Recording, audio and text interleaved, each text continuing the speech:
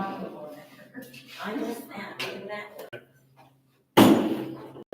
Good evening. It's time to call this meeting to order Tuesday, April 28th, 2020.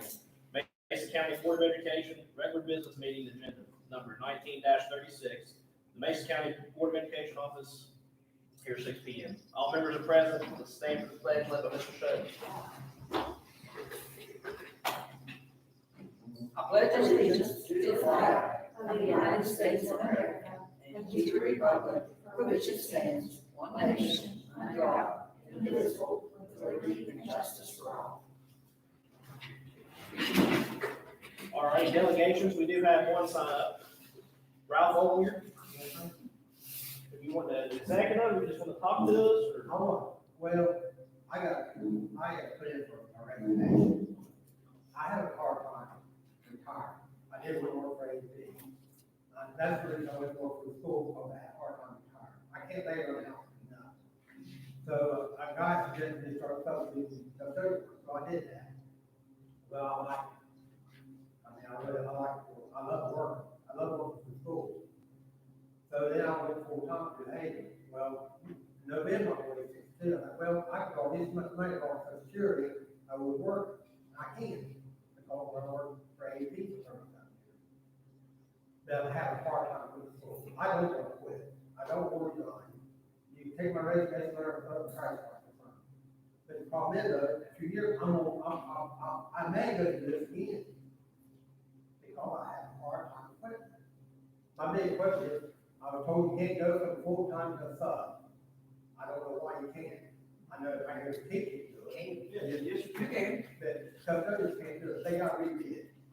Well, you just apply for the sub position. You can't do it. I was told you can't do it until they put the bid out. Is Ms. Martin on there? Yes, you can't do it until it's posted. Right, when it's posted, will that be on the May 4th? Your regular posting, yes. Be on May 4th? May 4th. Well, no, we didn't say we were going to do subs on May 4th. We're doing other things on May 4th. We usually don't do subs till like, the 1st of July. Okay, for next school year? Because his contract will run till June 30th, as it Yeah, it'll is. be June 30th, right, that's right. So do I have to wait for my contract from the time bid? Once it's posted at the end of June or the 1st of July, yes, then you'll apply. You don't have to wait till June 30th. You just have to watch for it. But I can't guarantee that stuff will be posted before July 1st. Okay, Mr. Arledge will walk across and get a little closer to find out. This is a report. That delegation, he's saying, you want to report, they report, you can talk to him. Hey, Mrs. Martin, will you repeat that? He's closer now. Yes, he'll just reapply, he can reapply before June 30th. He can't work as a sub before June 30th. I can't guarantee that we'll post substitutes before July 1st though. We usually do them July 1st. But that way you would be a sub before school started next year. Yes. Right, he would be a sub quickly, yes. He could sub in the summer even if there were some custodian jobs up. It's just that technically he's under contract till June 30th, so he can't sub and still be under contract. Right, I understand that. Right. But I didn't know if they were putting sub jobs up Oh, I'm sure. Yes, we always put up sub jobs the 1st of July first of July. to hire new ones for the next school year. Okay. Right, now, school starts what, middle of August, School probably? starts August 20th, first day of school. Is it the 24th? Yeah, I'd say that, originally, I'm sure if we post subs for custodians, they either do it what, in the next meeting, you know, He would be able to get some summer work because he's already passed the custodian test, and once the posting goes down, he can be hired on the next board meeting. Right. because you've already had the custodian test and everything like that. You want that? Pardon that. Can you repeat that? You've already took the custodian test, you're a custodian. Right. You've already took the test, so if you applied to the sub, you'd automatically, when we took it, you just would start, because you would have to wait to take the test and take everything that a new sub would do. Right, you would apply. But do I have to wait for my contract up to apply? Not if You it's, can apply whenever, you can't start subbing until your contract's up. Okay. you can post, if they post it tomorrow, you can apply for it, because you've already go accept the resignation, if we accept the resignation to retire, right? I mean, you can be hired, but you're not gonna start till after the That is contract. correct. Okay. Am I right on that? Yes, that's correct. If you understand that, I understand. make sure you understand before you leave. What you're saying is when my contract's up, I can't start a sub job longer than full-time. Right. Correct. that's But right. you can, Yes. Right. hey, we're not. But if you don't retire then, the way she just said it is, if you stay full-time and you've been on that job, you'll have what seniority you have as a Correct. full-time employee now. Okay, if y'all wouldn't, then I'm gonna pull my resignation. I don't want to retire, I'm gonna say. And that's on here, right? But what I'm saying is, Because what, I like to make a break, don't get me wrong. right, Now, I work from 2 to 10. And I don't want to play my job, but I don't know how many custodians clean time bathrooms. That's a lot of bathrooms, plus 9 classrooms. I don't know any other custodian school that does that. I'm glad that gets old. what I'm saying is, it's just for the, you just gotta hope we vote no. Or unless Mr. Coleman will for no action. No, it's 801. Yeah, it's 801. Passes now to rescind his retirement for July 1. You know what? If he rescind his position. Right. What I'm gonna do is, when they bid, look, I'm gonna apply. You're wrong for but like you said, if we accept your resignation, then when you apply, you're below every sub that's there now. Right. This way here, you're above every That's sub. why I won't pull my resignation. Yeah. So it'll stay the way it is then on 801, is to rescind your Right. retirement July 1, so it'll stay as it is. Right. Yes. Okay, That way, if we just vote on the, is right now, you're not retired. correct. Okay, I already thank you for letting me come in. Okay. That's what I need. Yeah, we can have- Well, I got a question, I can't keep asking Tanya, I know you want that, I know she tells me the best she can. But sometimes, and I talked to Rhonda about it, but sometimes you gotta go, Yeah, you probably confused. yeah. I mean, to you. So, right now, my resignation's gone, I'm still living there. As soon as the As board we vote on votes, it. there's an item 801, as soon as they vote on that, and if they vote favorably for that, then you'll still get it to make. Thank you, sir. Thank you. All righty, 401, recommend the board approve the regular business meeting, agenda number 19-36 of the Mason County Board of Education, April 28, 2020, at the Mason County Board of Education office, Point Pleasant, West Virginia, for the purpose of conducting regular business. You got a motion? Ms. Bud Cutter, second, Ms. Tennant. Discussion items to pull. We'll be pulling, no, 901 will be pulled for no action. Correct. Mr. Hendricks wasn't able to get some of the stuff turned off, is that correct, Mr. Cole? That's correct. So we will add that to the next meeting. Then we also need 10 superintendent's report. Then after he talks, we're gonna need an executive for personnel on that. Ms. Tennant, you have anything? Yes. I got a question, because I want to pull all 6 or just the policies, because it kind of goes on thought. Right now, I'm just going to pull 6 and talk about it, if I have to pull a specific one after I ask a question. But I'm gonna pull 601 and 619. I mean, that's two I kind of had questions about, so that way, 619? yeah, might be one answer for everything, a blanket answer. Call. Spoken. All right, so we'll be voting on everything except 601, 619, 901, we can pull for no action, and then we'll be 10 superintendent's report. All in favor, say aye. Opposed, motion passes 5-0. All righty, 601, recommend the board approve policy number 1540, termination of administrative contracts. Motion. Mr. Shelby. Second. Carlson, discussion, Mr. Shelby. Yeah, I read it, was going through it, and I kind of in the middle, a couple of things every time I tried to read it. Is it pretty much just updating the Neola? It is. You know what I'm saying? It's Is listed, that the state policy or the Neola policy? That's not all It's three, actually- you say? We actually updated it to, number 2 had been the director of curriculum / technology. Right. Now it's just the director of curriculum. Number 3 was director of vocational / maintenance. That was when Ms. Cavalier was here, hadn't been cleaned up, so now it's just director of maintenance. So what we did was we just cleaned up the old titles and added the new titles. That's kind of what I figured without reading it all and going to study it, but Right, that's kind of what I it actually saw. changed the policy itself, just titles of employees. Yeah, but I pulled it, so I was over. All in favor, say aye. Opposed, motion passes 5-0. 619, recommend the board approve policy number 8660, transportation of students by private vehicle. Motion.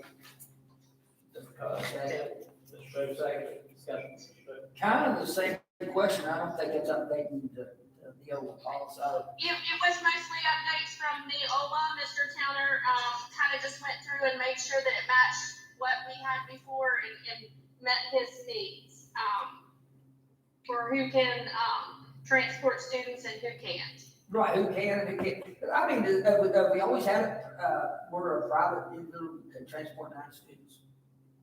Oh, I don't know. That's why it's in the policy. That's a lot of kids to put in a private vehicle, a van or whatever, because they can use their own vehicle or whatever. It's just a lot of people to put in one vehicle. There are guidelines for that. That's the guideline. Or, Ms. Martin? That part's actually, if you're looking at, down below the X's there, where it says, unless otherwise stated, the above persons are limited to transporting 9 or fewer students, they took that out. The state did that. I don't know that they put anything else in there. That's not that's what I'm saying. Is that us adding the 9 students, or is that state saying that they're allowed to do that? You understand, there's a difference. I just wonder, I don't know that I have a big problem with it, but I kinda do. And the part that said 18 and over, that means a kid could all the students. The 9 students If they proved it, is marked out. I know, but that's what I said. I had to read it, I didn't have it, I had it on the phone, and it was in and out, and when I was trying to look at it, and I mean, I just wouldn't know, I didn't get a real chance, I read all of them as quick as I could, and then that was only two to that. I don't know that, I'm just asking, have we always been allowed to do that? Is it now saying we can't do that, or what does it say? Well, what's marked out says unless otherwise stated, the above persons are limited to transporting 9 or fewer students in a vehicle. And that part is trying to I say- assume now that if you have a van that maybe holds 10 or 12, that you can transport 10 or 12 Now it says it holds. Since it took that word out. Yeah. If they don't get out, It's it's taking out the 9 or if I had fewer. a private vehicle that I could haul them in, I could do that. Yeah, because below it says students in a vehicle that is designated seating capacity of 16 or more passengers. So I say anywhere up to 16, they probably could. That's wow, that's a lot of people. If we county have like Marcus, like. I just wanted to be clear, I mean, If the vehicles are designating that they legally can haul that day. I don't see a problem with, I don't see a problem with it if it can legally hold that many where there's seatbelts inside. If the driver's have been approved or whatnot, but right. And also it can be an 18-year-old, it could be somebody in high school, if themselves could be hauling them kids, if they would have to get approved. And it, probably, no, it ain't never gonna get approved, because one time that it does get approved, it's approved, and it's law. Because that's why I was asking that. But it said anybody 18 and over that's approved. I mean, you can change that age to any age you want. Could you That's say just 18 and older unless the thoroughly state enrolled? says that you can change it to 21 if you want it. Yeah, I mean, because you can't be a bus driver until you're 21, Okay, you know what I mean? what about there are people younger than 21 that are like athletic assistants for some of the teams and that kind of thing, though, so if they were, I don't know, if it was up to me, I would rather not change the age, just say 18 and older unless currently enrolled in, yeah. I mean, you kind of limit yourself and you might run into, you've got a helper for something that is under 21 and then they can't transport. I just want to make it aware, you know what I'm saying, we proved the way it is, that's something you want. That and vote, or do you I mean, want what do you all think? That was just my opinion. Just leave it the way it is, I mean, but I just wanted that way, because we can always bring it back and look at it if we thought there was a problem now, but everybody can look at it again if we want to. Right, bring it anytime you want. All in favor, say aye. Opposed, motion No, Motion passes 4-1, Mr. Schaefer, voting no. All right, 10, superintendent's report. Mr. Feldman. All right, several items on the list to go over here. First off, we know that the governor, closed school buildings for the rest of the school year, and the key thing here is closed school buildings. He did not close school. Remote learning is still to continue. We still are to provide lessons for students, and we expect students still be working on assignments and trying to increase student learning, student achievement. This morning with the principals, they set the graduation dates, and they all three asked their staff, parents, and students if they want to keep a traditional Graduation, if they want to do a virtual, if they want to do the virtual on the original date that they had the graduation scheduled for, and it come back, all three wanted to do a traditional graduation if possible.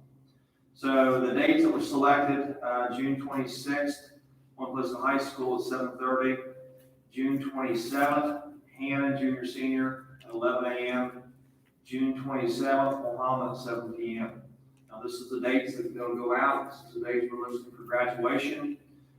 If we can keep some type of traditional graduation at this time, it may mean that we may have to limit some people, or definitely have them on the football field, if it's spacing and space between the whole 9 yards. If we can have a traditional date, that date we will. We do have an alternative date for all three. If we cannot have them on the dates I just listed, we'll go for the second date, and at the second one, we cannot have a traditional graduation, I'll move to a virtual graduation at that time.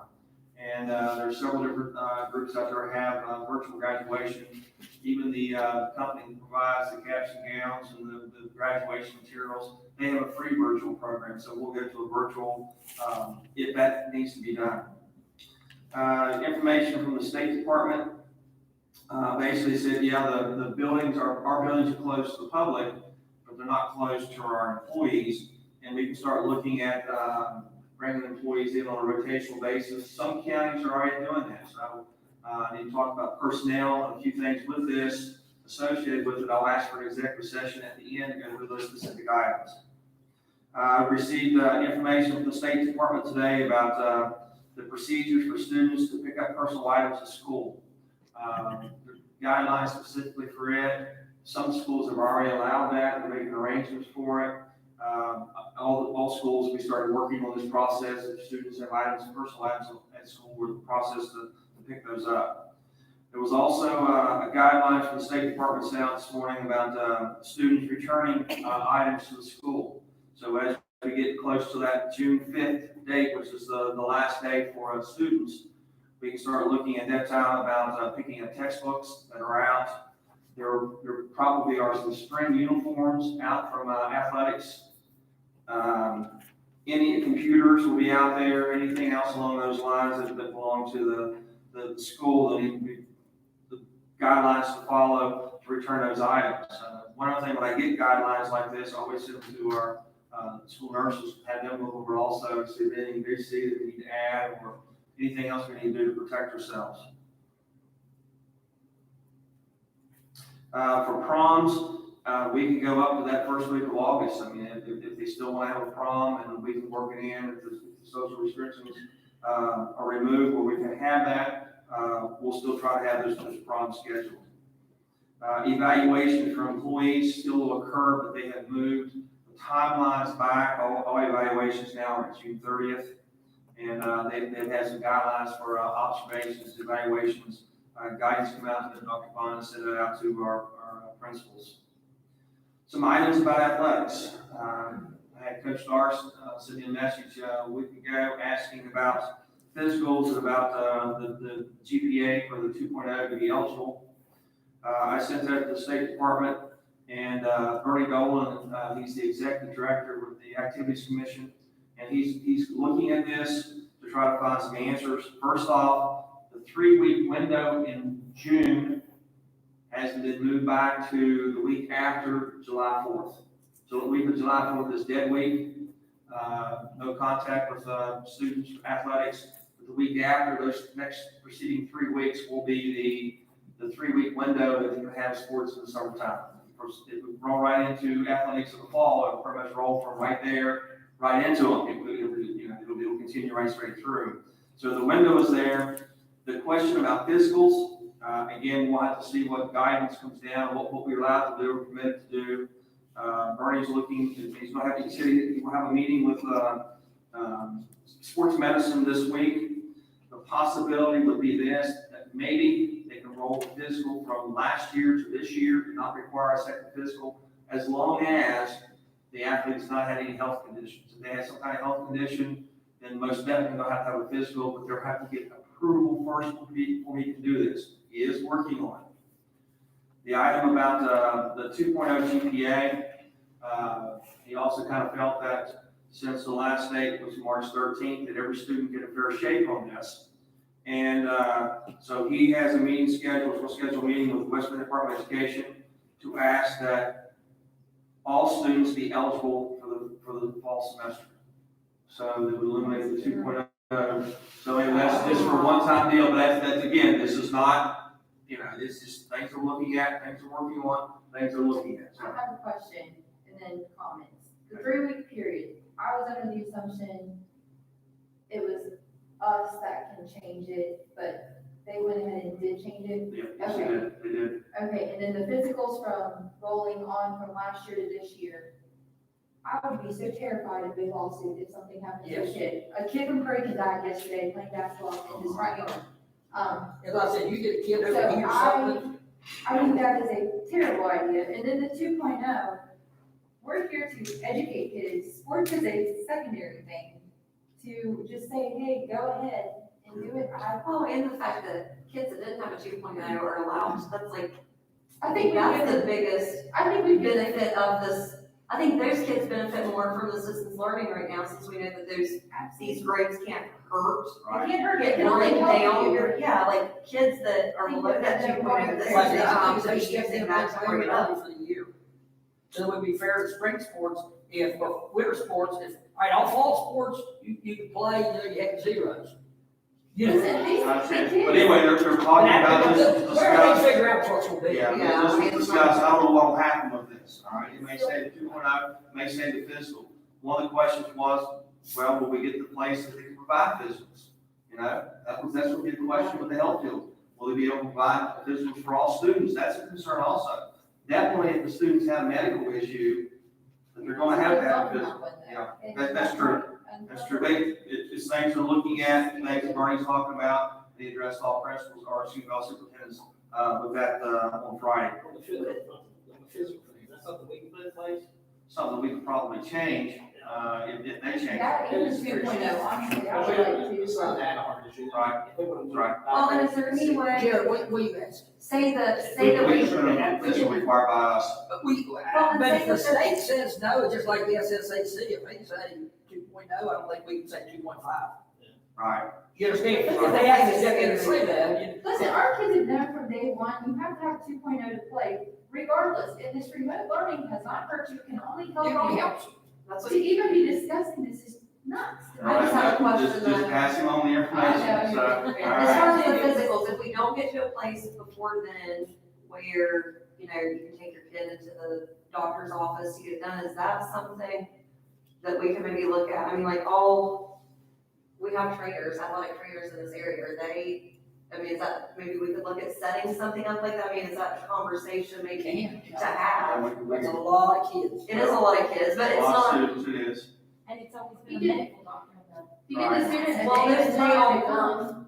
Yeah, I mean, they do it usually, I know they do them at Point Pleasant High School, there's certain mornings they do them for Right. free. They usually start the first week of June. Yeah, and October. then, the wellness center does them there, so even if health facilities aren't open to be able to go into that, that may be something to look at. I mean, like you said, we know It's the not doctors. patient one at a time. Right now. And also understand that since we're moving it back to July, will give us a little extra time there also. Yeah.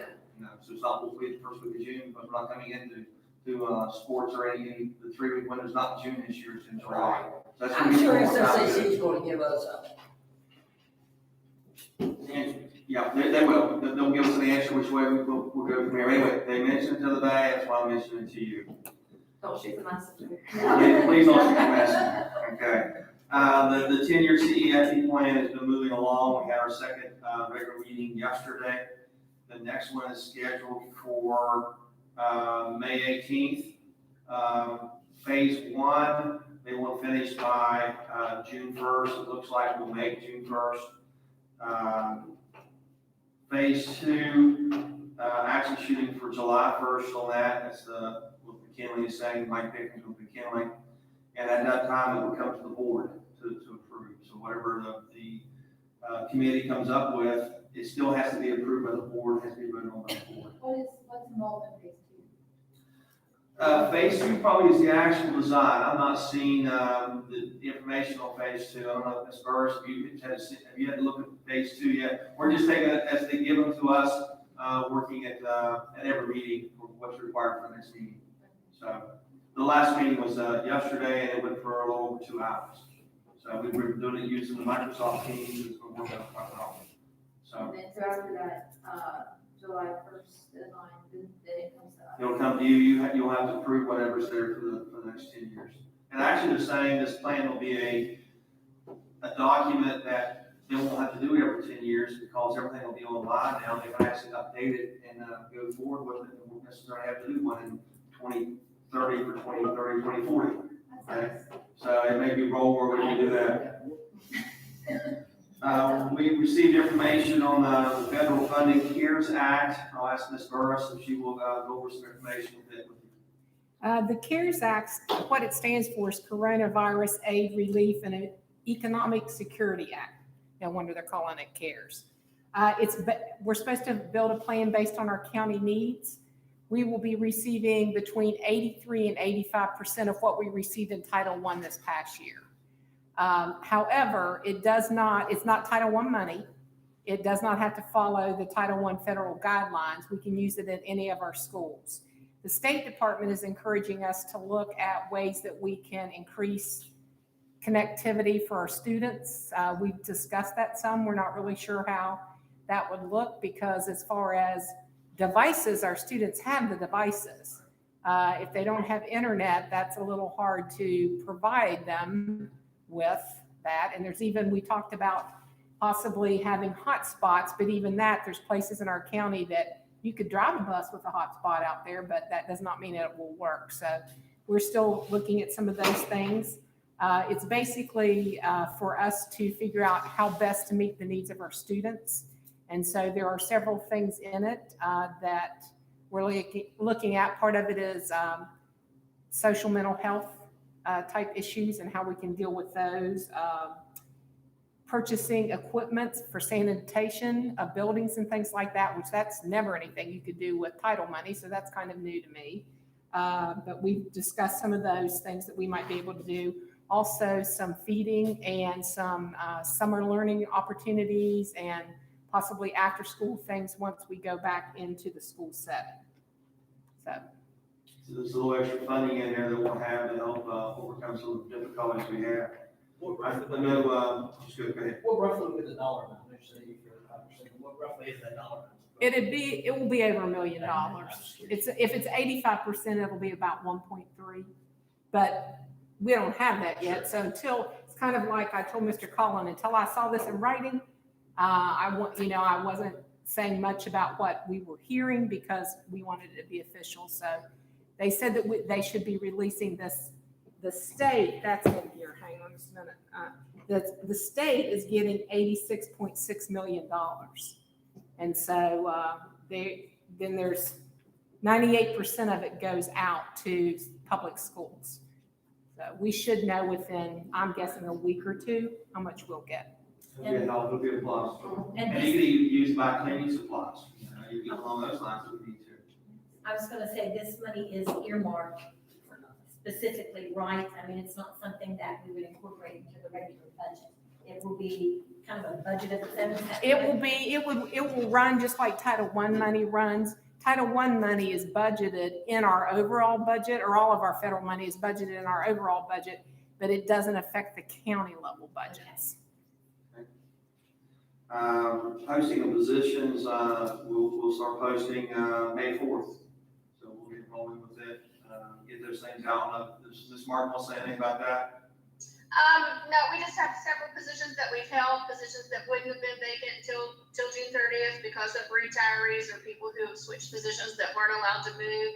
And then any new positions that the superintendent asked to have posted. So we'll get everything up on May 4th. We kind of told everybody at the beginning of RIFA transfer season that we'd hold all those jobs till May 1st. So this way, they should know they'll be on the county website, that sort of thing. So, they should have plenty of access to them. If they ask, they can fill out bid sheets and email them to me. They don't have to bring them into the office. But we can move the box out, even out to the little entryway there and, leave a spot for them to just place their bids in the entryway, whatever we have to do. And just let you know those will be coming out. Could I back up to the CARES? Again, you mentioned that the money could be social, mental health. And as far as you know of, could that possibly fund more social workers? We discussed that possibly. We already have, we think, all the money's not been allocated out yet. We think that we're going to be able to at least fund one other in money that we already have. So this one would possibly give us an additional one, but definitely that's a piece of it that we could use. And Mr. Collin is very supportive of that. We discussed that earlier. Good, thank you. Yes. Let's see, for meals for students, they'll continue as is through the June 5th date is the last day for students, so June 3rd is that Wednesday. So the procedure that we're following will continue with this, with meal deliveries on Wednesdays by bus has been the best way, following their route has been the best way. There's been some problems in other counties where they have feeding sites and they only drop them at several locations, and that's created some problems. As long as we have the drivers and we can keep doing what we're doing, we'll follow through with that. Ms. Glaze has been working on summer feeding, and we're looking at on that. When we get to there, we'll look at maybe 6 sites in the county. Is Ms. Glaze on there? Will say anything about summer feeding? No, I had about an hour and a long phone call today with the Office of Child Nutrition, and I'm gonna do some source funding changes so we can get more reimbursement and kind of relaxes some of what we need to put in the meals. It's a little bit more flexible if we switch from what we're on right now, which is called Seamless Summer, to actual summer food service program. I'm going to talk to Tanya a little bit about tomorrow about posting for the summer positions that we'll need for the bus drivers. There's just a little bit of inconsistency, I think, with what we were told before. We only have a USDA non-congregate waiver with the state through June 30th. Hopefully that extends to September 30th, but it could really affect the hiring. If they go from June 30th to July 1st, if USDA doesn't approve these non-congregate feeding sites, which is what we're doing right now, then we may hire 12 people, but not have a job for them. So Ryan Sachs was on the phone call this afternoon. He raised that question. There's some talking going on, and we'll get some more guidance by the end of the week on this hiring. Hopefully USDA will come through and approve these feeding sites through September 30th.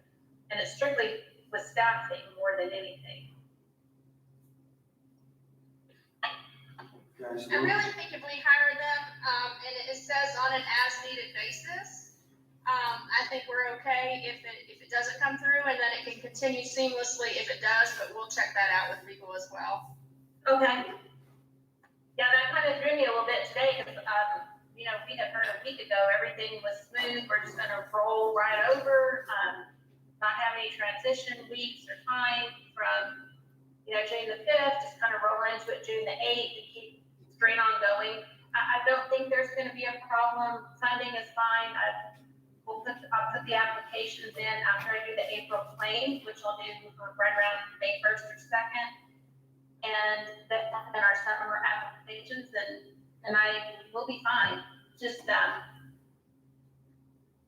of figuring it out, getting the boxes. I want to go ahead and just keep doing those 1 meal drops, like 5 to 10 meals per box, and just do what we're doing. So will the summer feeding program, will it be for all Mason County kids or just our students? No, typically those have been 18 and under, is that correct, Beverly? Right, so it'll still stay for any child age 18 or under. And we'll hopefully have waivers that they don't have to be in the car, the same thing that we have right now. Awesome. So as far as the State Department and our state executive director, they're working directly with the USDA to see and make sure, in my opinion, is the USDA knew summer was coming, right, for 8 weeks. They should have this figured out, not like a month before we need to start. But I do watch a lot of trends through the School Nutrition Association and the Institute of Child Nutrition. And it's not just our state, it's every state. I feel confident that it's going to work out. They'll get those waivers in place. But I do want to switch our funding source so we do get a little bit more money in our reimbursement, and also kind of make it a little bit more flexible as far as the components that need to be fed to the kids. It'll make these boxes be a lot easier to keep on going.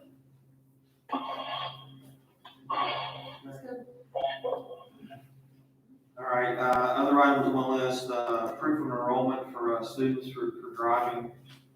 It's basically, we're following procedure now as summer, but it just takes one signature.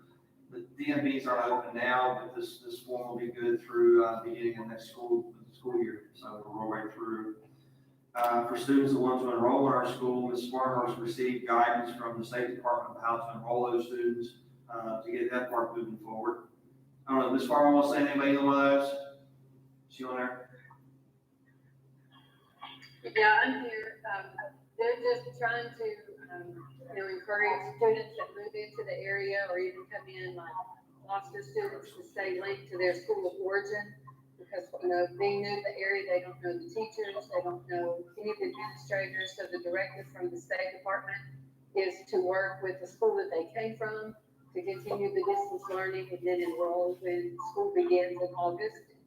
And then the proof of enrollments, if anybody will just email me, I'm going in tomorrow and I'll be mailing all those out. It only takes my signature. So it will just keep the traffic down at the board's office. So I'm going to print those out and I'll just mail them from the office. Okay.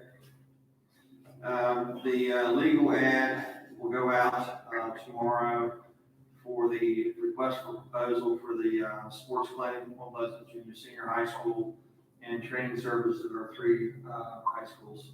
So it'll go out on the 29th, and it'll go in the paper again on May 6th. We hope to have everything back in line that we can make a recommendation to the board in June, so it'll begin July 1. We're in the process now looking for that personal protective equipment, hand sanitizer, gloves, wipes, that type of thing, as we get ready to move back into our schools and staff to be back in. Some of the stuff's kind of hard to find, and our nurses are on it, they're looking at it, staff at our schools are looking at it. We have the materials there we need to use when it's time to go. Pre-K registration and kindergarten registration, we're looking at those to be online or call in. Information from this will be coming out, and we'll post it on our website. We'll do a call out the whole 9 yards on this, so our parents will know about this. It'll be coming, they're currently working on the documents for it. Anything with that, Ms. First? Anita submitted the documents today. It'll go on Inform K-12, which is the site we're using for professional leagues, field trips, other things like that already. So as soon as they get the documents ready, then we'll get them up and posted and get the information out so people can start registering online. And for those that don't have a way to do that online, pre-K, the Head Start office is going to be taking phone calls and doing it for them. For kindergarten, Anita will be taking care of that. So that information will be going out, we can get those started. We've had calls and requests of when we're going to begin, so it'll be out. The other items on my list deals with personnel that I specifically will need for an executive session. You got a motion? Ms. Costa made a motion, we have an executive session, discuss personnel. Personnel, yes. Second, Mr. Show. Okay. All in favor, say aye. Aye. Opposed, motion passes 5-0. 6:41. 6:41, okay. Okay, give me just a couple minutes.